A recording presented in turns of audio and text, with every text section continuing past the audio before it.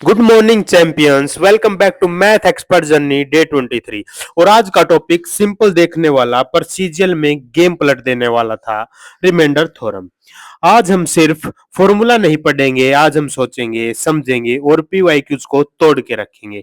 याद रखना, जो कंसेप्ट आज क्लियर हो गया वही एग्जाम में सिलेक्शन बनाता है। डे 23 मतलब 22 दिन की कंसिस्टेंसी ऑलरेडी जीत चुके हैं। लोग यहाँ तक आते आते छोड़ देते हैं, पर मैथ एक्सपर्ट वही है जो रोज टारगेट कंप्लीट करता है, चाहे स्लो हो पर स्किप नहीं करता। नोटबुक खोल लो, माइंड फ्रेश रखो और खुद से एक प्रॉमिस करो, आज रिमाइंडर थ्योरम से डर खत्म कर देना है दोस्तों। सबसे पहला बेसिक रूल समझ लो, जिस जब किसी पोलिनोमियल एफ एक्स या कोई भी पोलिनोमियल को किसी से डिवाइड करते हैं तो रिमाइंडर कुछ ए है। बस इतना सा रूल है, पर एप्लीकेशन पावरफुल होगा। क्या होगा दोस्त? एप्लीकेशन पावरफुल होगा। अगर वेरिएबल्स की बात करेंगे, जैसे मैंने किसी एक पोलिनोमियल को x-2 से डिवाइड किया है, तो जब मैं x की जगह पे 2 पुट करूंगा तो जो भी आंसर आएगा वही मेरा रिमाइंडर होगा। Remainder, no long division, no headache, direct मैंने रिमाइंडर निकाल लिया है दोस्तों। और बात करें तो एक डिविडेंड होता है जिस जो इक्वल होता है division into quotient plus remainder के। यही डिवीजन एल्गोरिथम और रिमाइंडर थ्योरम इसी पे बेस्ड होता है। ये दोस्तों यूनिवर्सल रूल था, चाहे नंबर हो या पॉलिनोमियल, रूल सेम रहता है। इस रूल को समझ लिया तो रिमाइंडर थ्योरम ऑटोमेटिक क्लियर हो जाता है।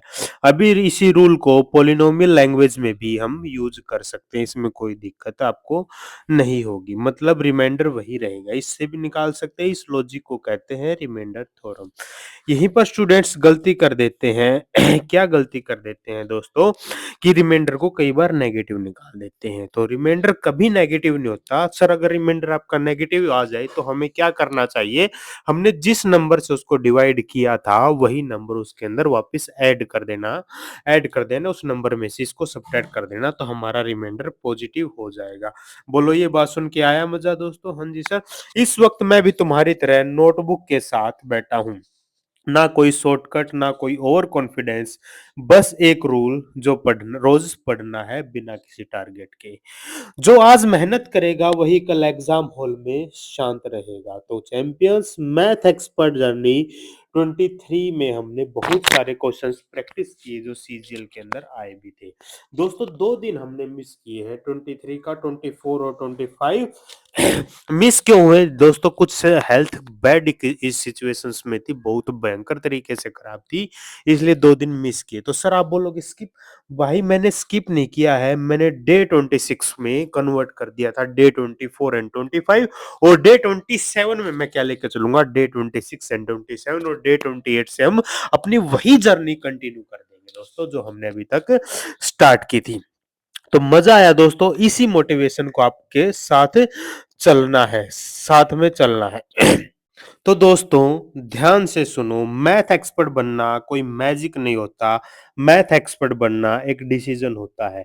आज हम रिमाइंडर थ्योरम पढ़ रहे हैं, पर इस टॉपिक का एक लाइफ लेसन भी है। मैथ का एक रूल है जो कभी गलत नहीं होता, dividend is equals to division into quotient plus remainder. और जिंदगी भी इसी रूल पे चलती है। डिविडेंड तुम हो, तुम्हारी जिंदगी तुम्हारा ड्रीम है। डिवीजर है तुम्हारा डेली का मेहनत, क्वोशंट है तुम्हारी डिसिप्लिन और रूटीन, और रिमाइंडर वो होता है थकान, प्रेशर, फेलियर। पर याद रखना, रिमाइंडर कभी आंसर डिसाइड नहीं करता, आंसर डिसाइड करता है आपका प्रोसेस। जो लोग थक के रुक जाते हैं वो रिमाइंडर को ज्यादा इंपॉर्टेंस दे देते हैं, और जो मैथ एक्सपर्ट बनते हैं वो प्रोसेस को फॉलो करते हैं और ना क्विट करते हैं। एग्जाम क्लियर करना है एक दिन का काम नहीं होता, सिलेक्शन डेली कैलकुलेशन से बनता है। तो आज हमने डे 23 को बेहतरीन तरीके से कंप्लीट कर लिया है। मिलते हैं नेक्स्ट डे में। जय हिंद।